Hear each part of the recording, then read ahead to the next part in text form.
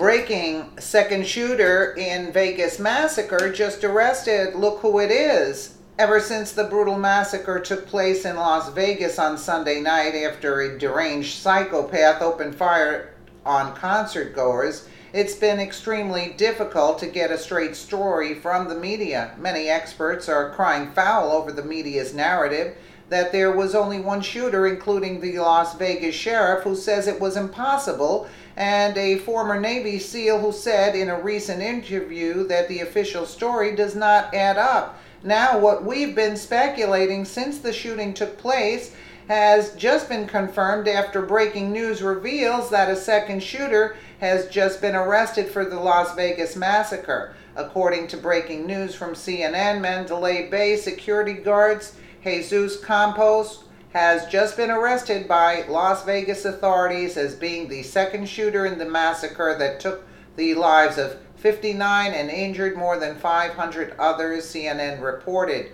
Jesus Campos had originally been praised for his apparent heroics on October 1st as he supposedly rushed to Paddock's suite, was shot in the upper thigh through the door, and continued to help get people to safety despite his wounds. However, FBI officials involved in the investigation now believe he was an accomplice of Paddock's and was involved in the initial shooting as a second gunman from the other broken window in Paddock's 32nd floor room.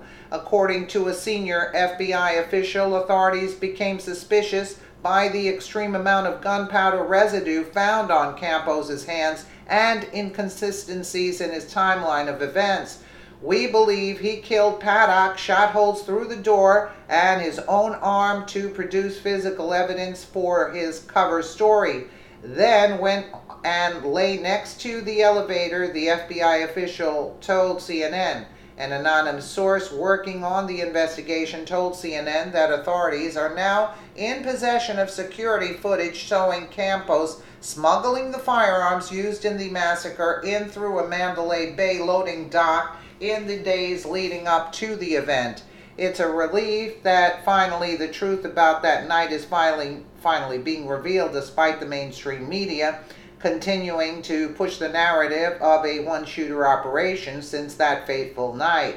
Many experts have said that it would have been impossible for the shooter to fire off as many rounds as he did. Here's what the former Navy SEAL, only identified as Mike, had to say about the narrative of there only being one shooter via Gateway Pundit. With the presser, I am finally getting a straight answer as to how this guy was shooting. Shooting time 10 minutes, casualties 600 plus, casualty rate 60 per minute.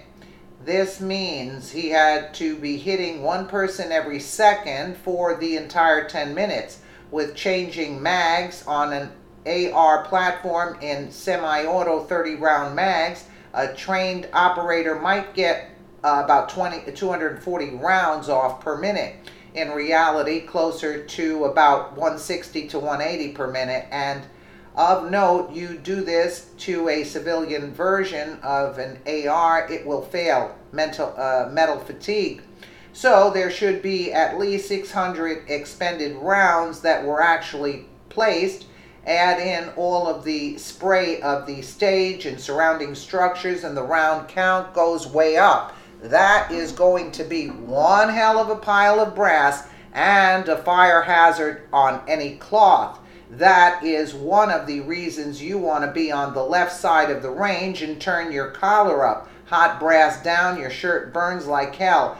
It is also funny when it isn't you. The numbers on this tragedy do not stand up. Police scanners that night revealed that authorities knew immediately it was more than one shooter, and the eyewitness account of the man staying next door to Stephen Paddock. But these accounts have been largely ignored by the mainstream media. We will keep you updated as more news becomes available. It seems like there's more than two shooters, actually. There's more to this story. Let me know what you guys think in the comments below. And again, thank you so much for watching.